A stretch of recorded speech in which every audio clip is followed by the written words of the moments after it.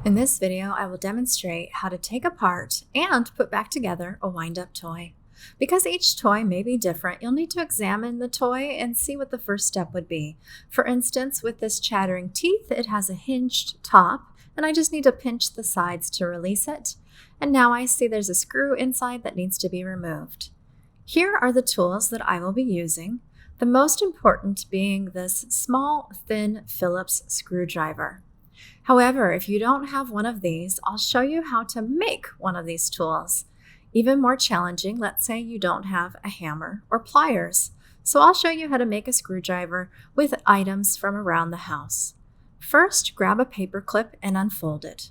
You can use one of the ends for a tiny screw, but for most wind-up toys, you need it to be a little bit bigger. So fold the paper clip in half. And if you don't have pliers to get a flatter fold, you can find items around your house that will do the same job, such as a can opener. Once the paper clip has been folded, you need a solid piece of metal to hammer against. And since most people don't have an anvil readily available, duct tape a quarter to a solid surface, such as a work table, bench, or even outside on the ground works great. You probably don't want to do this at the kitchen counter or at the dining room table. And then place the bent paper clip on top of the quarter. Hammer the paper clip flat along the bend. Don't have a hammer? A strong metal object can also work. For instance, the flat end of this can opener. You could also try a meat cleaver or even a solid rock.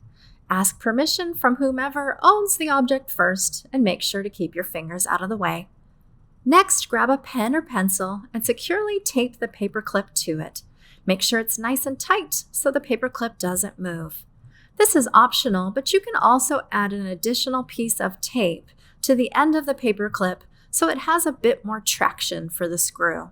Now I will grab a toy and use my makeshift screwdriver. Don't forget righty-tighty, lefty-loosey. So I'll twist the screwdriver towards myself. And voila, out has come the screw.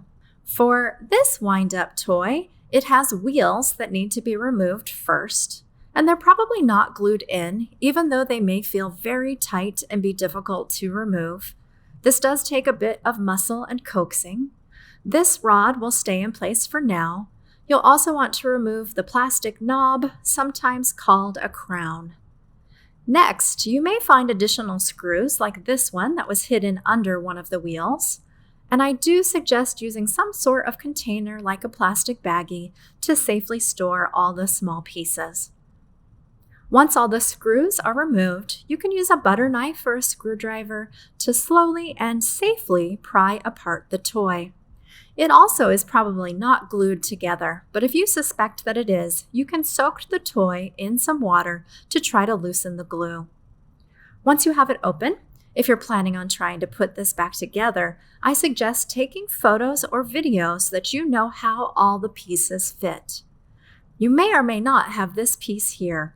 This blue piece is a follower that moves the head of this toy, and it's attached to the clockwork mechanism.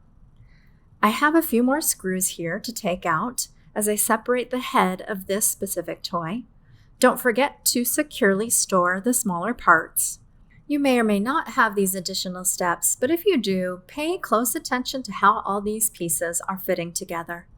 For the clockwork mechanism, you can remove any outer pieces, and with your knife or screwdriver, gently and carefully pry apart the top and the bottom sections of the outer casing. Hold it very steady because, as you notice with mine, the lime green colored gear pops out of place easily.